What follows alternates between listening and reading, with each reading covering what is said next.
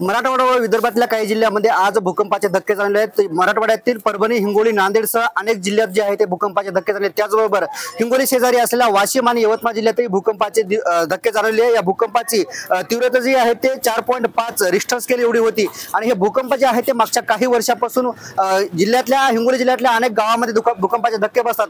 मात्र यावेळेस जे आहे ते हिंगोली जिल्ह्यातच नव्हे तर शेजारी असलेल्या वाशिम, यवतमाळ, त्याचबरोबर इकडे नांदेड आणि परभणी या जिल्ह्यातही भूकंपाचे धक्के जाणवले। भूकंपाची तीव्रता 4.5 एवढी होती। मात्र प्रशासन कुठे जे आहे ते जनजागृती करण्यासाठी कमी पडते। प्रशासनाने मागच्या 5 वर्षापासून एकही गावात पोस्टर लावले दिसले नाही जे की भूकंप झाल्यावर काय करावे आणि काय करू नये यासाठी प्रशासन जनजागृती करण्यासाठी मागे पडते। जवळपास आता 7:15 वाजता हे भूकंपाचे धक्के जाणवले, मात्र प्रशासनाचा एकही कर्मचारी किंवा अधिकारी प्रत्येक गावामध्ये दाखल झालेला नाही। एकंदरीत प्रशासनाला जे आहे ते या भूकंपाची तीव्रता जाणवण्यासाठी लक्ष देण्यासाठी गरज नसल्याचे या ठिकाणी दिसते। जिल्हाधिकारी जितेंद्र पापळकर यांनी जिल्ह्यातील सर्व नागरिकांना आवाहन केले की घाबरून न जाता आपण आपलं संरक्षण करावं। जे काही आपल्या घरावर दगडावर जे पत्र आहे तर पत्राचं संरक्षण करण्यासाठी दगड आहेत ते दगड काढावे आणि त्या जागी तार बांधावा आणि आमच्याकडूनही काही ते तार बांधण्यासाठी उपाययोजना होतात का हेही आम्ही प्रयत्न करणार असल्याचं जिल्हाधिकारी पापळकर यांनी सांगितलं आहे।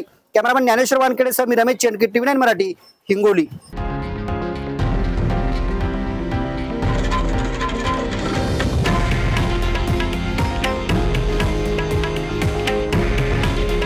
हे आहे देशातील नंबर 1 न्यूज नेटवर्क आणि आपण पाहत आहात TV9 मराठी।